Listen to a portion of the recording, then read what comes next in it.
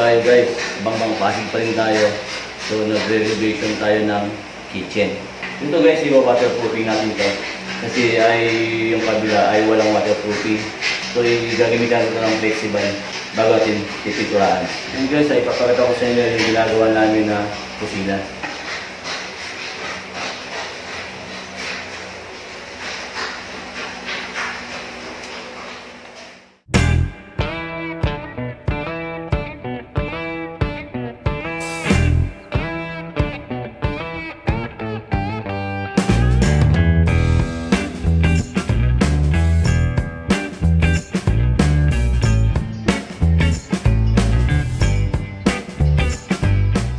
Yun guys, dito tayo guys sa pantry. Ito yung lalagyan nila guys ng mga pagkain. Ibinaklas natin guys yung kanyang pinto at i-spray natin sa labas. Duko finish guys, ang i-spray natin dito sa hambang at yung pinto. Yun guys, dito tayo sa loob ng pantry ay magtutuklap tayo ulit ng mga siding ng pader. Mag-waterproofing tayo guys bago tayo magpintura. So tutuklapin muna natin yung mga umaangat na pintura guys. Ito ay work muna tayo.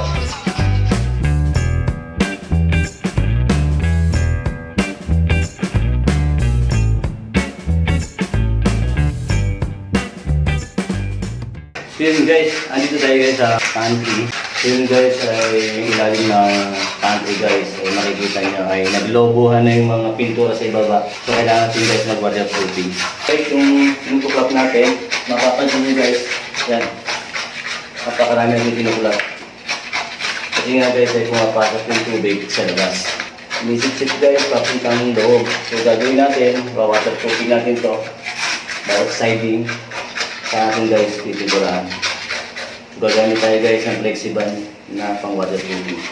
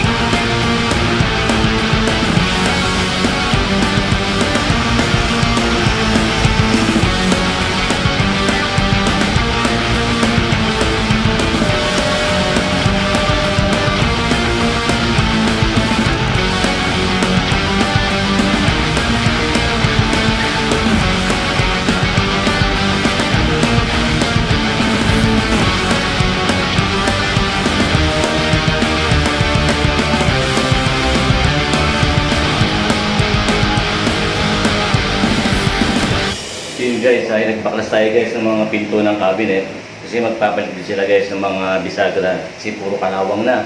So yun guys, ang dami natin binaklas, pati dito sa likod ko rin ay marami rin tayong binaklas ng mga pinto ng cabinet. So ito kasi guys na pinto ng cabinet ay duko finish to guys, kaya kailangan talaga tanggalin muna yung mga bisagra at mga handle. Kaya may mga mantika na kailangan punasan muna natin ito ng lacquer thinner. Matanggal muna yung mga mantika bago tayo mag-spray ng Duco Finish. Ito guys ay talansan mo natin sa labas.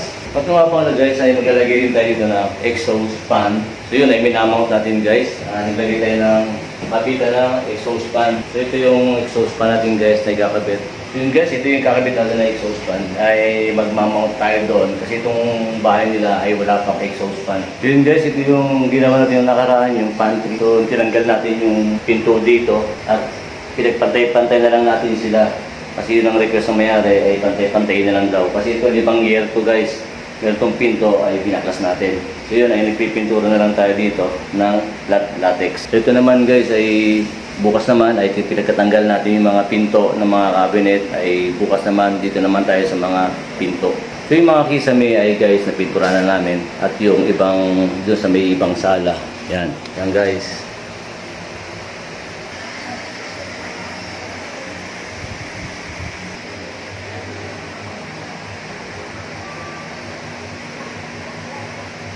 So yun guys, ay dito naman tayo guys sa CR na to guys. Kung papansin nyo guys, yung kanyang CR.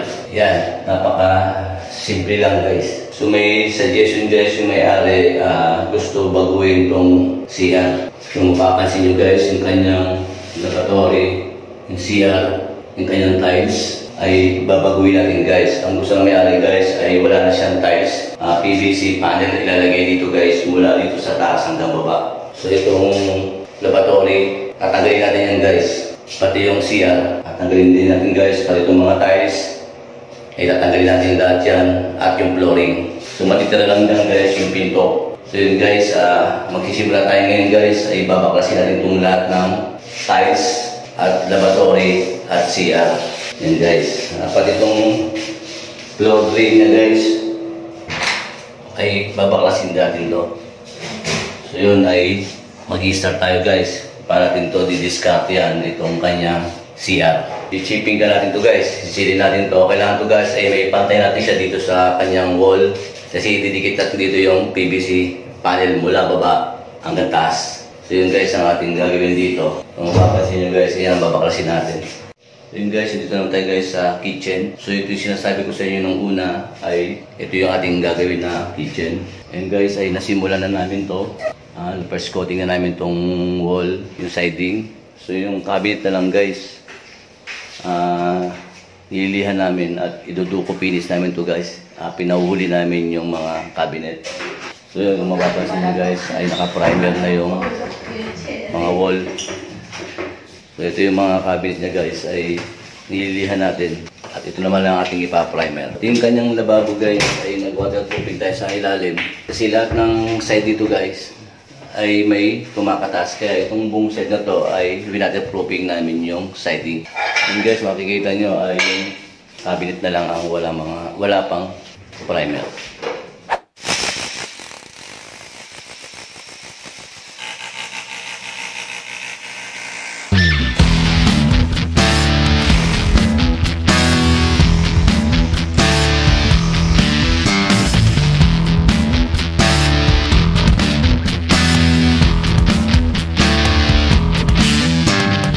Yun guys, ay magkakabit tayo ng exhaust fan dito sa kitchen. So ito yung kakabit natin guys. Kaya binubutas natin yung pader. So, sa labas naman guys, ito yung kakabit natin. Meron siyang screen para kahit na umulan ay hindi siya papasukin ng tubig.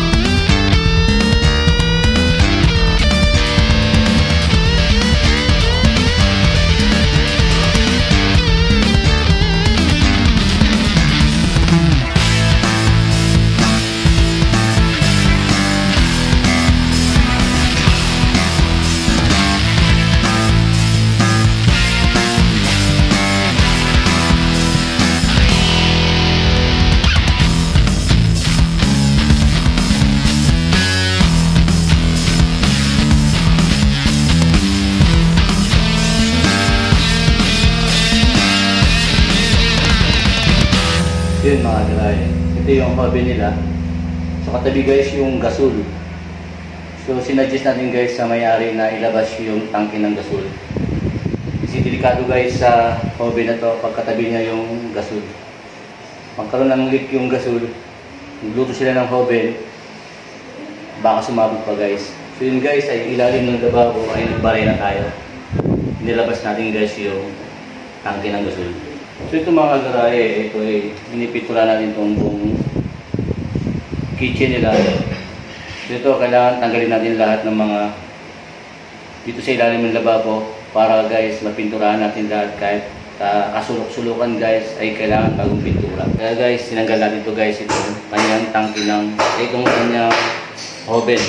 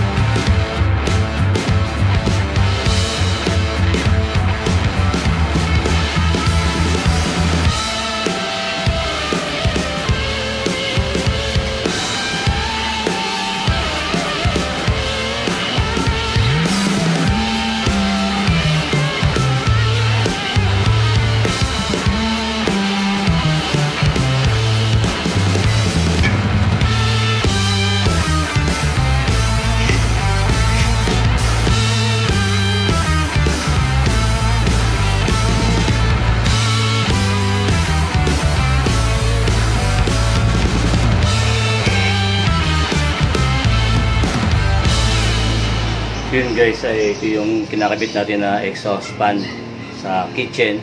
So nagtatap na lang tayo guys ng wiring. So ito susubukan natin kung gumagana.